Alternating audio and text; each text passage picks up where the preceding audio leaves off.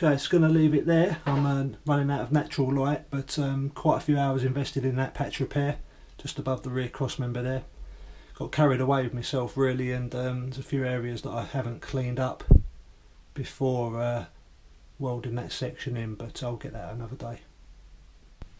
And this front door pillar repair is actually a Hookies replacement panel.